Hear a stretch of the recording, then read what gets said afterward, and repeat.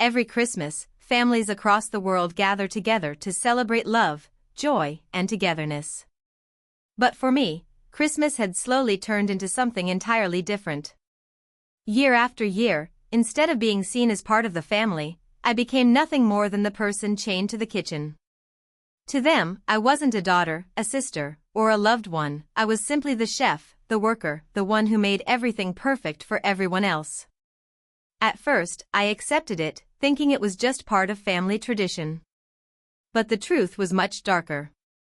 They didn't invite me to celebrate, they only needed me to serve.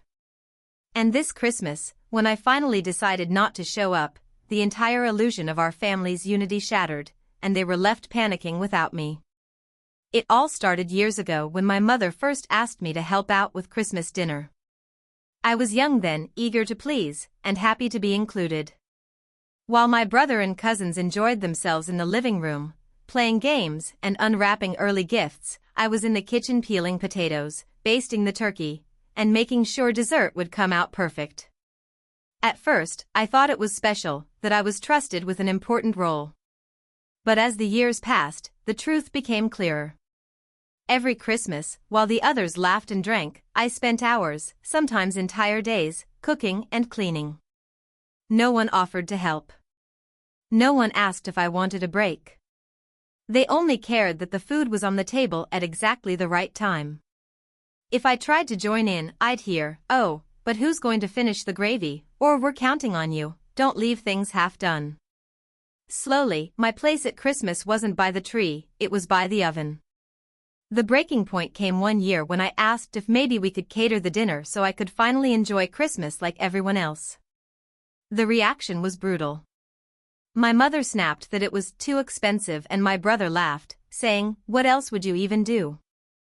Cooking is your thing." That sentence stuck in my head like a knife. Cooking wasn't my thing. It was just the role they forced me into. My career had nothing to do with food, my passion wasn't culinary arts, I was simply the one they could take advantage of, because I never fought back. That year, I realized something. To them, I wasn't family during the holidays. I was free labor. So when this Christmas approached, I made my decision. For the first time in years, I wasn't going to cook. I wasn't even going to attend. I kept quiet, letting them assume everything would be as usual. In group chats, they made plans for what time to arrive, what gifts to bring, and who was bringing wine. But you know what they never discussed? The food. They assumed, as always, that I would handle everything. I didn't remind them, didn't correct them. I just smiled to myself, knowing what was coming. The morning of Christmas Eve, I packed a small bag, booked myself into a cozy cabin outside the city, and turned off my phone. I lit a small fire, made myself hot chocolate, and for the first time in years, I breathed. I wasn't rushing to marinate anything, wasn't scrubbing pans, wasn't checking timers. I was free. Meanwhile, back at my parents' house, I knew chaos was brewing. By Christmas morning, the meltdown was in full swing. My cousin tried to roast the turkey but left it half raw. My brother attempted mashed potatoes that turned into glue. Someone forgot to defrost dessert. Guests arrived expecting a feast but were met with burned trays and tense arguments. The carefully polished image of our perfect family Christmas collapsed in front of everyone. For once, they felt the stress, the exhaustion, the responsibility I had carried on my back year after year. And the best part? I wasn't there to fix it. When I finally checked my phone the next day, the guilt messages had shifted. No longer were they angry, they were embarrassed, apologetic, even desperate. My mother wrote, "We didn't realize how much you do every year. I'm sorry we took you for granted."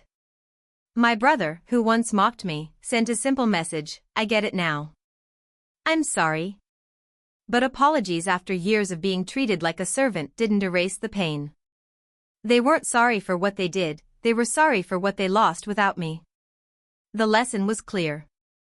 Sometimes families only realize your worth when you stop giving them everything. Sometimes the only way to make them see the truth is to step away and let them face the consequences. That Christmas, I wasn't their chef, their servant, or their invisible worker. I was finally free. So I ask you, how many times